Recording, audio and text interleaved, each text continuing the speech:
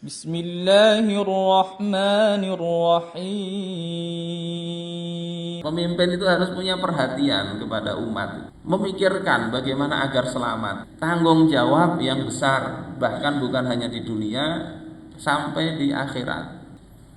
Rasul memberikan pelayanan terbaik itu dengan pertama memberikan dan menerapkan hukum yang terbaik kepada umat. Yang kedua, Rasulullah memilih orang yang melaksanakan hukum yang terbaik pula. Pertama, kita fahami dulu siasah itu apa. Misalnya di dalam kitab Misbahul Munir, ini kitab bahasa ya. Kalau dikatakan sasa Zaidun al-amro yasusuhu, ada kalimat bahasa Arab, sasa Zaidun al-amro yasusuhu, maknanya adalah dabbarahu wa qama bi amrih, artinya mengatur urusan itu dan menjalankan urusan tersebut. Jadi diatur, dijalankan. Jadi politik itu seperti itu dalam bahasa Arab, dalam Islam. Sasa yasusu siasatan, dari kata itu artinya apa? Mengurus, mengatur. Tentunya kalau pakai Islam, mengaturnya dengan cara Islam, mengurusnya dengan cara Islam, dan tujuannya sesuai dengan tujuan yang diridhoi oleh Allah Subhanahu wa taala. Prinsipnya cuma begitu. Dan ini memang di dalam hadis juga para nabi itu melakukan pengaturan urusan umat. Di dalam riwayat Imam Al-Bukhari misalnya, Rasulullah bersabda, kanat banu Israil tasusuhumul anbiya, adalah Bani Israel, urusan mereka itu dipelihara oleh para nabi. Kullama halaka nabiyyun khalafahu nabiyyun.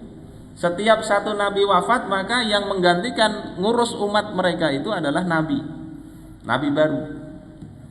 Kemudian Rasulullah katakan, wa innahu la nabiyya ba'di, dan sesungguhnya tidak ada lagi nabi setelahku.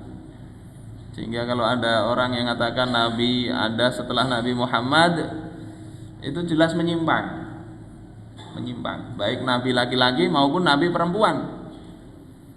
Karena ada pada masa Khalifah Al-Ma'mun seorang wanita namanya Fatimah, mengaku nabi. Pada zaman kekhilafahan itu mengaku nabi. Dipanggil oleh Al-Ma'mun, ditanya, diinterogasi, engkau agama engkau apa? Kata dia Islam. Engkau percaya enggak dengan Nabi Muhammad? Percaya. Bukankah Nabi Muhammad mengatakan wa innahu la nabiyya ba'di, dan sesungguhnya tidak ada nabi setelahku? Engkau percaya enggak dengan kalimat ini, dengan sabda Nabi ini? Percaya, kata dia. Percaya. Terus kenapa engkau itu mengaku nabi? Kata dia, itu kan wa innahu la nabiyyata ba'di. La nabiyya ba'di, bukan la nabiyyata, kata dia. Pakai mudzakkar bukan muannas. Jadi yang tidak ada itu nabi, bukan nabiyah. Nabiyah itu nabi perempuan, dan saya kan mengakunya nabiyah, nabi perempuan. Mendengar ini Al-Ma'mun kemudian tertawa terbahak-bahak. Artinya bodoh sekali memang wanita tersebut. Dinasihati dengan baik, selesai. Tidak perlu dipenjarakan, karena ini orang nggak ngerti. Dan pada masa itu orang seperti itu tidak ada yang ngikuti, tidak ada. Orang pada pinter. Kalau masa sekarang bisa jadi banyak pengikutnya itu. Bisa banyak pengikutnya. Kita bisa lihat lah itu nabi-nabi seperti itu. Siapa yang dulu itu? Lia Eden dia. Lia Eden ngaku sebagai nabi, banyak pengikutnya, dan orang-orang intelek ikut juga. Heran kita itu. Ngaku nabi. Terus ada yang ngaku malaikat Jibril. Dipertemukan malaikat Jibril dengan nabi, nggak kenal mereka. Bapak saudaraku sekalian rahimakumullah, ini Rasul katakan setelah nabi itu tidak ada lagi nabi lain. Terus siapa yang ngurus? Wasatakunu khulafa'u fataktsur. Yang akan ada adalah para khalifah yang mereka itu akan banyak. Jadi ini bicara urusan masyarakat. Kalau dulu sebelum Nabi Muhammad yang politik dalam bahasa sekarang itu, mengurus urusan rakyat itu adalah para nabinya. Setelah para Nabi Muhammad tidak ada, ini adalah para pemimpin, para penguasa. Saudara-saudara kalian yang dimuliakan Allah Subhanahu wa taala, dan hakikat politik itu sebetulnya di dalam Islam tadi saya katakan itu adalah bicara riayah, bicara pengaturan, mengurus, memelihara urusan, itu disebut politik. Riayatu syu'unil ummah, mengurus urusan umat. Makanya nanti ada siyasatut ta'lim, politik pendidikan. Bagaimana mengurus urusan pendidikan supaya tujuan pendidikan tercapai. Ada siyasatul iktisadiyah, politik ekonomi. Jadi ada begitu pembahasan di dalam as-siyasah ini. Dan bedanya dengan politik yang kita bahas di masyarakat ya, fahaman kontemporer itu kan politik itu identik dengan kekuasaan. Identik dengan kekuasaan, dengan jabatan, rebutan ini kursi. Dalam politik sekarang itu kan begitu, sehingga ketika bicara politik itu kelihatan seolah-olah wah kayak gitu tidak cocok dibahas di masjid. Karena rebutan tadi kursi, rebutan jabatan, bisa fitnah sana fitnah sini. Itu memang dalam kontemporer yang sekarang terjadi memang seperti itu sepertinya. Tidak peduli ini kawan atau tidak, sikut sana sikut sini. Yang lawan politik bisa dikenai kasus korupsi, itu banyak kasus begitu.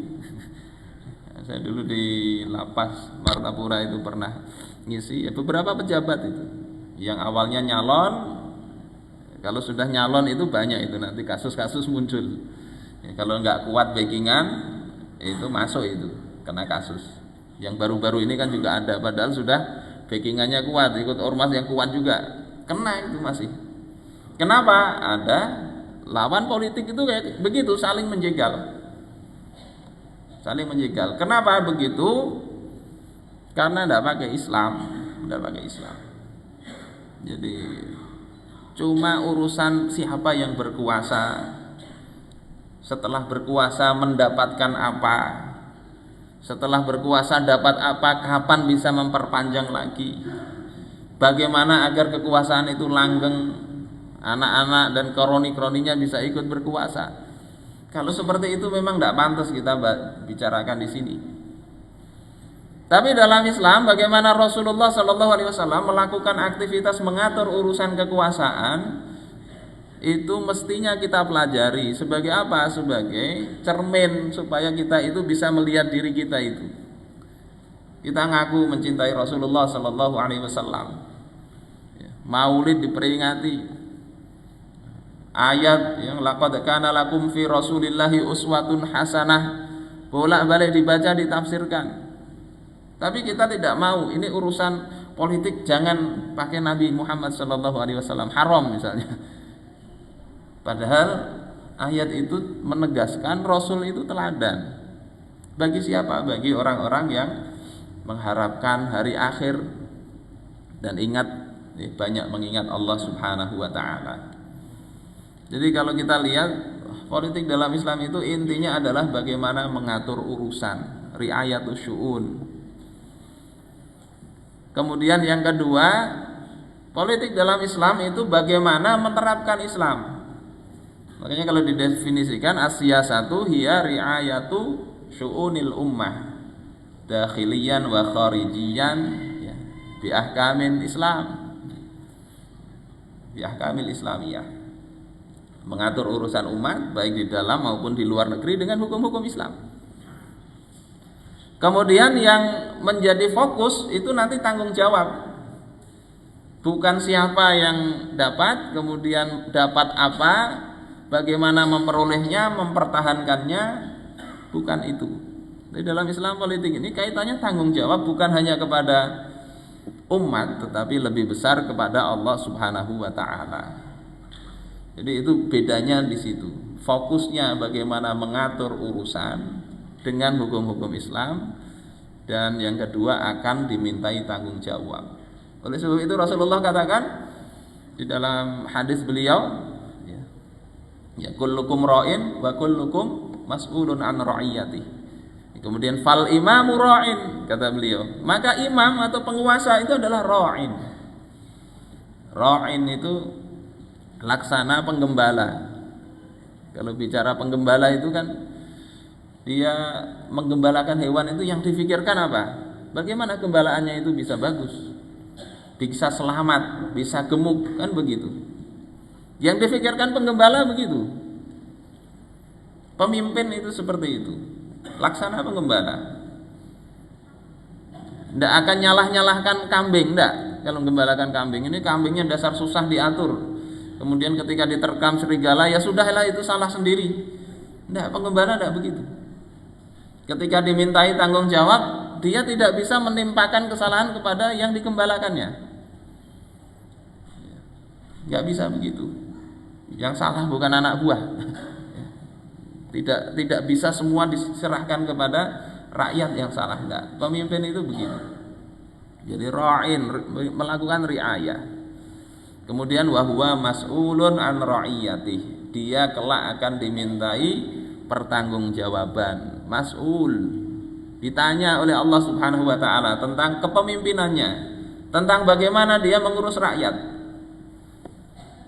Poinnya di sini sebetulnya ya, bagaimana mengurus dan bagaimana mempertanggungjawabkan di hadapan Allah Subhanahu wa taala. Karena itu banyak kita dapati orang pada masa kekhilafan Islam itu banyak tidak suka jadi pemimpin. Walaupun ada juga yang rebutan, ada. Sisi itu tidak bisa kita pungkiri ya. Para ulama menolak jabatan jadi qadhi ya. Memilih dicambuk aja mau mereka, asal tidak jadi qadhi. Karena apa? Jadi berat tanggung jawabnya di hadapan Allah Subhanahu wa taala. Kemudian memikirkan bagaimana agar selamat, dan ini difikirkan betul oleh Rasulullah sallallahu alaihi wasallam. Kriteria politik yang tadi itu ada pada diri Rasul. Beliau memikirkan umat, mengurus umat dengan hukum-hukum Islam. Beliau juga punya tanggung jawab yang besar, bahkan bukan hanya di dunia, sampai di akhirat. Sampai di akhirat. Bahkan sebelum beliau menjadi nabi, belum menjadi nabi itu ada rasa tanggung jawab ini. Tanggung jawab, prihatin. Sehingga beliau itu menjelang diangkat sebagai nabi itu kan sering melakukan tahannus. Ini bentuk perhatian beliau kepada umat, prihatin dengan kondisi umat. Tahannus di Gua Hira. Artinya apa tahannus itu? Dari kata hins. Hins itu maknanya melanggar sumpah sebetulnya. Tapi ketika diikutkan wazan tafa'ul, artinya menjauhi dosa. Jadi tahannus itu menjauhkan diri dari dosa. Kalau bahasa kita ya sekarang semacam mengasingkan diri. Jadi beliau biasa sebulan itu bisa, setahun bisa 10 hari atau sebulan berada di Gua Hira itu, menyendiri, merenung, melihat kondisi masyarakat yang rusak jahiliyah di situ. Walaupun jahiliyah di situ, masa itu mereka nggak biasa berdusta. Sehingga Abu Sufyan itu ketika ditanya oleh Heraklius suruh menjelaskan Muhammad itu seperti apa, Abu Sufyan nggak berani berdusta. Andai tidak menjadi aib bagiku berdusta, niscaya aku akan berdusta. Jadi meskipun jahiliyah pada masa itu mereka memegang teguh omongan itu, orang-orang kafir Quraisy. Berdusta itu aib. Bisa kita bandingkan dengan sekarang gitu ya. Jadi beliau karena prihatin kepada kondisi umat, mengasingkan diri sekitar 10 hari bahkan sampai sebulan dalam setiap tahun itu. Dan ini kebiasaan orang-orang Arab sebelum Islam. Orang-orang Arab yang pilihan itu, yang soleh, ikut ajarannya Nabi Ibrahim yang kita kenal dengan Al-Hanifiyah. Mereka ya begitu aktivitasnya, nggak ikut nyembah berhala. Bapak saudaraku sekalian rahimakumullah, ini bentuk apa? Pemimpin itu harus punya perhatian kepada umat itu, dan itu dilakukan Nabi sebelum menjadi nabi. Sehingga ada di dalam kitab Fiqhus Sirah, ya, Fiqhus Sirah. Di situ dikatakan fahiya taudihun annal muslima la yakmulu islamu. Di dalam tahannusnya Rasulullah sallallahu alaihi wasallam itu ada penjelasan bahwasanya seorang muslim itu tidaklah sempurna Islamnya mahma kana mutahalliyan bil fadail, meskipun dia itu menghiasi diri dengan banyak keutamaan, qaiman bi anwanil ibadat, dia melakukan berbagai jenis ibadah, belum sempurna Islamnya, kata penulis kitab Fiqhus Sirah. Hatta yajma'a ila dzalika sa'atun minal uzlah, hingga terkumpul dalam ibadah itu dia bisa meluangkan beberapa saat untuk melakukan uzlah, mengasingkan diri, wal khalwah, menyendiri, menyepi, yuhasabu fiha nafsah, yang pada saat dia menyepi sendirian itu dia menghisab dirinya, mengintrospeksi diri, dan itu dilakukan Rasulullah tiap tahun itu ada, melihat realitas itu. Jadi ini bagus kita lakukan juga. Kita punya waktu untuk menyendiri, entah mau tidur, entah saat i'tikaf. I'tikaf itu mestinya juga kita bisa banyak tafakur, tidak rame mestinya. Entah kita luangkan waktu saat nyopir mobil kan bisa juga, sendirian, banyak merenung, asal jangan lupa nabrak orang. Jadi melakukan ini perenungan, apalagi usia-usia sudah 40 tahun ke atas ini, harus sering-sering berpikir yang kita lampaui dalam hidup ini apa, capaian kita ini apa, peran kita kepada umatnya baginda Rasulullah ini apa. Karena diantara tanda cinta kita kepada baginda Rasul, sebagaimana kata Qadhi Iyad di dalam kitab beliau Asy-Syifa bi Ta'rifi Huquqil Mustafa, beliau katakan wa min alamati hubbihi lin nabiyyi sallallahu alaihi wasallam, di antara tanda cintanya dia kepada baginda Rasulullah sallallahu alaihi wasallam, syafaqatuhu li ummatihi, ada rasa belas kasihan terhadap umatnya baginda Rasul. Sebagaimana juga Rasulullah itu sangat belas kasihan kepada umat beliau. Dalam Al-Quran dikatakan azizun alaihi ma'anittum, terasa berat bagi Rasulullah itu apa saja yang menyulitkan kalian. Yang menyulitkan umat itu membuat Rasulullah sedih, membuat Rasulullah terasa berat. Menangis beliau itu ketika umatnya banyak yang gak karu-karuan, banyak durhaka. Kita ini mestinya juga tadi merenung, kita ngaku cinta kepada Rasulullah. Apakah kita juga perhatian kepada umatnya baginda Rasul? Apa capaian yang kita capai itu? Rasulullah itu sebelum jadi nabi melakukan ini, beliau melakukan uzlah di Gua Hira, bukan dalam rangka seperti bertapanya kita. Sebagian orang-orang di Indonesia ini kadang bertapa untuk dapat apa? Dapat ajian, dapat pesugihan. Bukan begitu. Enggak sholat akhirnya. Ini menyendiri, maksudnya menyendiri. Kita punya waktu khusus ya, untuk merenung. Ini tabiat orang-orang soleh begitu. Wa yuraqibullaha, ya, dalam kesendirian itu dia merasakan pengawasan Allah. Sadar enggak kita itu dengan pengawasan Allah? Jangankan kepada umat Nabi Muhammad ya, kadang kita ini anak istri kita ini kita renungkan enggak juga sih? Kita ngaku perhatian ke anak, betul nggak? Kita sudah renungkan kira-kira anak kita ini selamat enggak nanti? Istri kita bagaimana amaliyahnya, bagaimana kira-kira matinya ini Islam apa enggak? Hal-hal seperti ini perlu kita renungkan.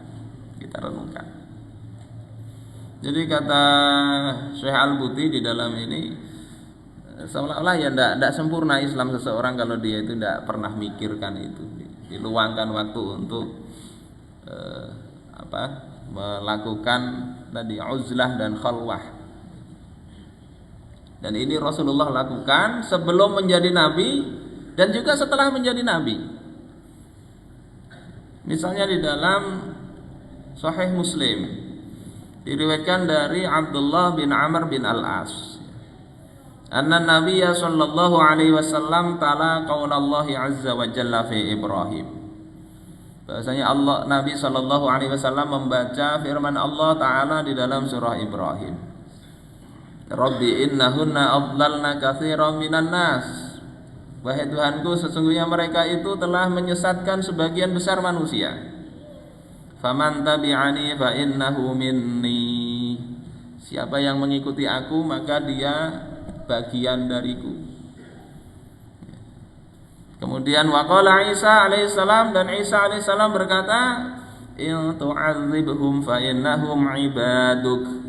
Kalau engkau siksa mereka wahai Tuhan, sesungguhnya yang kau siksa itu adalah hamba-hamba engkau. Wa in taghfir lahum fa innaka antal azizul hakim. Kalau engkau ampuni dia wahai Allah, sesungguhnya engkau ini maha perkasa lagi maha bijaksana. Surah Al-Maidah 118. Nabi baca begitu. Farafa'a yadaihi, kemudian beliau mengangkat kedua tangan beliau. Kemudian mengatakan Allahumma ummati ummati. Ya Allah, umatku umatku ya Allah. Wa baka, dan beliau menangis. Menangis. Jadi ini bentuk pemimpin itu, kompetensi pertama yang mesti dimiliki itu punya perhatian, punya himmah untuk cita-cita untuk menyelamatkan umat yang dipimpinnya itu. Ini syarat awal nih, berpolitik itu mesti begitu. Agar bagaimana punya cita-cita umatnya ini selamat di dunia dan akhirat. Rasulullah menangis itu, menangis. Faqala Allah azza wa jalla ya Jibril idhhab ila Muhammad. Kemudian Allah mendengar tangisan Rasulullah ini, berkata kepada Jibril, wahai Jibril, pergi engkau datangi Muhammad. Ya. Wa rabbuka a'lam. Tuhan engkau wahai Jibril lebih tahu. Fasalhu ma yubki. Tanyakan kepada Muhammad, apa yang membuat engkau menangis wahai Muhammad. Maka kemudian Jibril berkata kepada Rasulullah, ya, mendatangi Rasulullah dan memberitahu apa yang diperintahkan Allah untuk ditanyakan kepada Rasulullah. Fa akhbarahu Rasulullah sallallahu alaihi wasallam bima qala wa huwa a'lam. Kemudian Rasulullah sallallahu alaihi wasallam memberitahu dengan apa yang dikatakan, yakni Allah itu lebih tahu. Maka Allah kemudian mengatakan, ya Jibril idhab ila Muhammad. Wahai Jibril, pergilah engkau kepada Muhammad. Faqul inna sanurdika fi ummatik. Katakan kepada Muhammad, aku akan membuat engkau ridha dalam urusan umat engkau itu. Wala nasuuk, dan aku tidak akan membuat engkau kecewa, tidak akan membuat engkau sedih tentang urusan umat engkau. Bapak saudara-saudaraku sekalian rahimakumullah, ini pemimpin itu mesti begitu dari sisi sifat, punya welas asih, punya perhatian. Dan pelayanan itu baru muncul ketika ada himmah tadi. Himmah, motivasi, semangat, cita-cita untuk menyelamatkan umat. Ini mesti dimiliki, ya, dimiliki. Kemudian yang kedua, kita bisa lihat ini juga pemimpin-pemimpin setelah Nabi itu begitu. Misalnya Sayyidina Umar bin Khattab. Ya, beliau itu di dalam kitab Ad-Durrul Mansur, ya, tafsirnya Imam As-Suyuti, diceritakan dari Abdur Razzaq, ya, dari Ibnu Munzir, bahwasanya Umar bin Khattab itu melewati rahib. Kemudian rahib itu mengatakan, hadza amirul mu'minin, ini adalah Amirul Mukminin. Kemudian tiba-tiba banyak orang datang, dan di situ kelihatan orang-orang yang datang itu banyak ini ya, kondisinya tidak bagus-bagus ya. Di sini fa idza insanun bihi minadh-dhurri wal ijtihadi wa tarkid dunya. Jadi banyak kondisinya mungkin kurus kering ya. Banyak bersungguh-sungguh beribadah, meninggalkan dunia. Tapi non muslim ibadahnya luar biasa. Falamma ra'ahu Umaru baka. Ketika Umar melihat itu, beliau menangis lihat rakyat begitu, kurus kering. Kalau di sini kurus kering mungkin bukan karena kekurangan, tapi memang dasar tipenya begitu, atau diet. Umar menangis karena melihat itu. Kemudian dikatakan kepadanya, innahu nasrani, mereka itu Nasrani wahai Umar. Maka Umar mengatakan, qad alimtu, aku tahu, walakin rahimtuhu, tetapi aku kasihan kepada mereka. Kemudian zakartu qaulallahi amilatun nasibah tasla naran hamiyah, aku ingat perkataan Allah Ta'ala, amilatun nasibah, mereka sudah bekerja kecapean, kepayahan beribadah, zuhud ya, dalam bahasa Islamnya, tidak mau menikah, tidak mau makan daging dan sebagainya. Orang-orang yang betul-betul konsentrasi beribadah kepada Tuhan, tapi tidak masuk Islam, kata Umar bin Khattab. Tasla naron hamiyah, kelak mereka akan memasuki nar hamiyah, api yang sangat panas. Beliau menangis. Bentuk apa? Perhatian kepada umat. Yang difikirkan bukan keselamatan di dunia, tapi juga keselamatan di akhirat. Ini pemimpin. Nabi itu memimpinnya begitu. Apa saja yang membuat umat ini bakalan mudah maksiat, beliau cegah itu. Bukan dengan alasan kasihan, akhirnya yang maksiat dibiarkan. Bentuk kasihan yang betul itu adalah kalau memang kasihan umat ini, kalau maksiat ini lebih kasihan lagi. Ini yang jadi perhatian Islam itu begitu, dalam berpolitik itu begitu. Maka kata Umar, farahimtu nasabahu wajtihadahu wa huwa finnar, aku kasihan, mereka sudah bersusah payah ya, berletih-letih, berjuang keras, tapi bisa masuk neraka. Karena itulah kemudian dakwah Islam itu begitu gencar disampaikan. Dalam rangka apa? Bukan untuk apa-apa, dalam rangka menyelamatkan manusia itu. Dalam rangka menyelamatkan manusia, tapi tidak boleh memaksa. Nah itu, nggak ada paksaan. Orang yang tidak mau, kata Rasulullah SAW, innahu man kana ala yahudiyatihi au nasraniyatihi fa innahu la yuftanu anha. Siapa saja yang berada pada agama Yahudi mereka, kenasronian mereka, maka mereka tidak boleh diganggu. La ikraha fid din, tidak ada paksaan masuk Islam. Tapi dakwah Islam, ya, penerapan Islam jalan. Sehingga banyak orang kemudian berbondong-bondong melihat penerapan Islam, mereka masuk ke dalam Islam, satu kabilah demi satu kabilah. Bapak saudaraku sekalian rahimakumullah, ini terkait perhatian Rasul. Mestinya kita contoh. Jadi meneladani Rasul itu bisa yang kelihatan ya, fisik ibadah kita. Nah yang sulit itu sebetulnya keperasaan. Gimana kita bisa mencontoh, ikut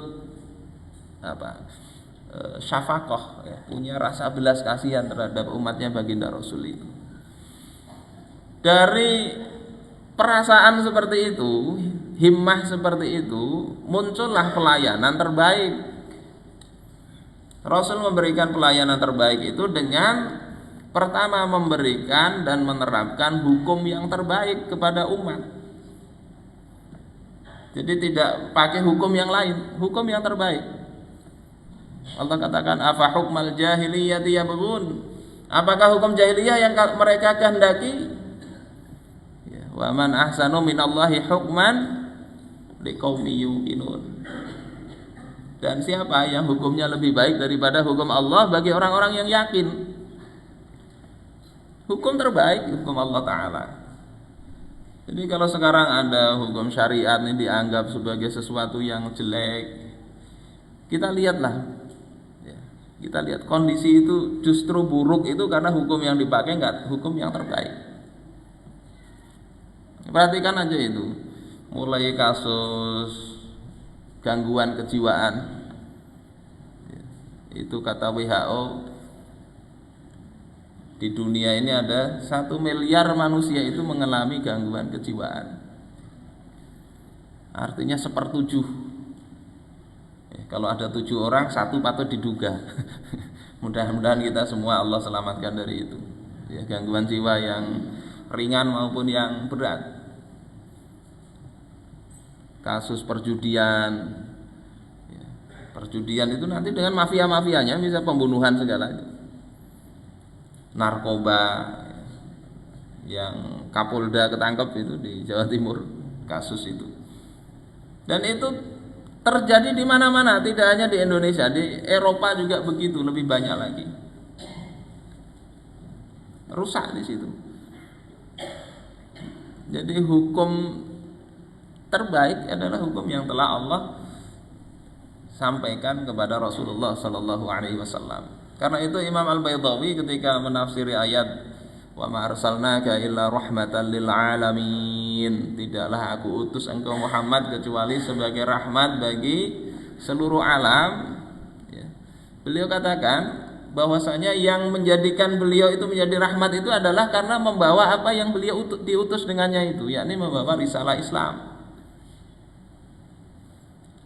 Kemudian Rasulullah juga mengatakan wa ma lam tahkum a'immatuhum bi kitabillah, selama para pemimpin mereka tidak berhukum dengan kitabullah. Wa yatakhayyaru mimma anzalallah, mereka memilih-milih di antara apa yang telah Allah turunkan. Mana yang senang dengan hawa nafsu pakai enggak apa-apa, yang enggak senang tinggalin. Illa ja'alallahu ba'sahum bainahum, kecuali Allah pasti akan senantiasa menjadikan bencana di tengah mereka. Apa ba'sahum bainahum? Para ulama menjelaskan, yakni illa ja'alallahu asyiqaqa wal adawata wat tanafur. Allah akan menjadikan asyiqaq, perselisihan. Usrek aja kata orang Jawa. Berkelahi, bahkan sesama kaum muslimin itu. Perselisihan terus. Wal adawah, permusuhan. Wat tanafur, tidak ada kesetaraan, keselarasan, tidak ada. Ini problem yang kita hadapi sekarang ini. Beda organisasi, beda partai dan sebagainya. Mestinya kalau sesama kaum muslimin ini kan bisa selaras ini. Sesama kaum muslimin mestinya sama-sama menginginkan bagaimana Al-Quran yang diimani itu betul-betul terejawantahkan di dalam kehidupan kita. Mestinya selaras kaum muslimin itu kan, sama-sama mengakui Al-Quran. Tapi kan enggak faktanya itu. Sebabnya apa tadi? Wa malam tahkum a'immatuhum bi kitabillah, selama para pemimpinnya enggak berhukum dengan kitabullah. Ini hadis dengan sanad hasan, diriwayatkan dari sahabat Abdullah bin Amr bin Al-As. Jadi yang pertama beliau pakai hukum terbaik. Allah sendiri katakan ya, di dalam Al-Quran, fahkum bainahum bima anzalallah wa la tattabi ahwa'ahum, atau wa anihkum bainahum bima anzalallah wa la tattabi ahwa'ahum wahzarhum ayyaftinuka an ba'di ma anzalallahu ilaik. Al-Maidah 49, bisa dibaca nanti termasuk tafsirnya. Dan hendaklah kamu wahai Muhammad memutuskan perkara di antara mereka menurut apa yang diturunkan Allah Ta'ala. Di antara mereka itu siapa? Kepada kaum muslimin maupun kepada rakyat yang lain. Di tafsir Qurtubi dijelasin salah satu sebab turunnya ini ada orang-orang rohib dari agama Yahudi. Beberapa orang datang kepada Rasul. Kita coba Muhammad, gitu. kata mereka. Mereka mau beriman tapi mereka membuat ada masalah, bagaimana memutuskannya? Memutuskannya gimana? Maka sudah tahu itu Rasulullah akal-akalan mereka. Akhirnya turun ayat ini. Wala tattabi ahwa'ahum, putuskan dengan hukum Allah, wala tattabi ahwa'ahum. Jangan engkau ikuti hawa nafsu mereka. Wahdzarhum ayyaftinuka an ba'dhi ma anzalallahu ilaik. Hati-hati engkau wahai Muhammad dari sebagian dari fitnah mereka untuk memalingkan engkau dari sebagian apa yang telah Allah turunkan kepada engkau. Ini kaitannya dengan kasus had perzinaan ya, yang rahib tadi itu. Lengkapnya bisa dibaca di tafsirnya. Artinya apa? Rasulullah Shallallahu Alaihi Wasallam memang tidak mentolerir hukum selain hukum Islam. Kalau memang hukumnya itu ada sudah Allah turunkan, beliau tidak bikin-bikin lagi. Tapi kalau perkara yang mubah seperti urusan duit itu memang pada masa Nabi itu masih cetakan Romawi dan Persia, tidak masalah itu. Tapi pakai emas dan perak gitu ya. Kemudian pengarsipan, mau pengarsipan apa tidak masalah. Itu hukum-hukum administratif bebas saja kaum muslimin. Kira-kira yang memudahkan, ayo jak situ pakai. Termasuk teknik-teknik ya, pertukangan. Rasul menyuruh kaum muslimin belajar ke orang non muslim untuk membuat ini manjanik, semacam peluru kendali. Kemudian terkait pertanian silahkan inovasi sendiri.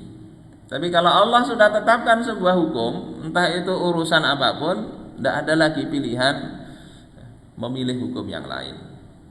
Jadi ini pertama, Rasul berikan kepada umat ini hukum yang terbaik. Yang kedua, Rasulullah memilih orang yang melaksanakan hukum yang terbaik pula. Jadi hukum itu bisa bagus, tapi kalau yang menjalankan kada bagus, ngaleh juga. Makanya Rasul misalnya ada sahabat Abu Dzar Al-Ghifari datang kepada Rasul. Wahai Rasulullah, melihat sahabat yang lain itu diangkat menjadi pejabat, jadi gubernur. Bahkan yang baru masuk Islam kadang juga diangkat jadi gubernur. Sementara Abu Dzar ini pejuang awal, beliau tidak ingin jabatan tapi menawarkan diri, kalau ada yang bisa diberikan, tidakkah engkau angkat aku sebagai pejabat wahai Rasul? Apa kata Rasulullah? Ya Abu Dzar, innaka dha'if wa innaha amanah. Wahai Abu Dzar, sesungguhnya engkau ini lemah dan jabatan ini adalah amanah. Wa annaha yaumal qiyamati hizyu wa nadamah. Dan jabatan ini pada hari kiamat akan menjadi hizyun, kehinaan, wa nadamah, dan penyesalan. Kadang belum sampai kiamat sudah menyesal ketika ditangkap KPK. Dan banyak kasus begitu. Hizyun wa nadamah, kehinaan dan penyesalan. Kecuali siapa? Orang yang ngambil dengan hak dan menunaikan ya amanah jabatan itu. Dan amanah jabatan dalam Islam berat. Apa kelemahan Sayyidina Abu Dzar? Beliau itu lemah bukan dalam lemah iman atau lemah ketakwaan, tapi kapabilitas dalam memikul amanah jabatan. Tidak semua orang bisa. Jadi memposisikan orang yang tepat untuk jabatan yang tepat itu menjadi sebuah kewajiban.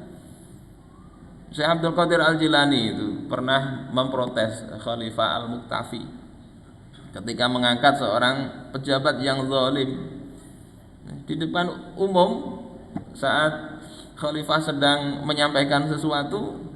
Syekh Abdul Qadir Jilani mengatakan kepada Khalifah tersebut, ya, wallaita azlamal zalimin, engkau telah mengangkat orang paling zalim sebagai pejabat.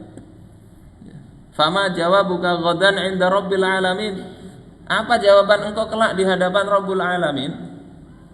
Kok engkau angkat orang yang enggak punya kapabilitas, orang yang zalim? Mendengar itu nggak banyak babi bu, akhirnya diganti itu pejabat itu. Ini penting ya. Jadi bukan sekedar orangnya baik, hukumnya baik, tetapi memilih orang yang kapabel, punya kemampuan untuk menjalankan aktivitas yang dituntut oleh amanah jabatan itu penting. Orang misalnya nggak ngerti pendidikan, suruh ngurusi pendidikan. Orang nggak ngerti agama, suruh ngurusi agama. Orang nggak bisa baiki mobil, suruh baiki mobil. Kira-kira apa yang terjadi? Rusak. Itu yang Rasulullah katakan ketika ditanya kapan kiamat itu. Kata beliau, idza usidal amru atau idza usnidal amru ila ghairi ahli fantazir as-sa'ah. Kalau suatu urusan diberikan kepada orang yang nggak ahlinya, tunggu aja hancurnya, kiamatnya tunggu. Jadi ini beliau ambil hukum terbaik, perhatian terbaik, orang yang terbaik. Terus beliau juga menggunakan uslub atau cara yang terbaik.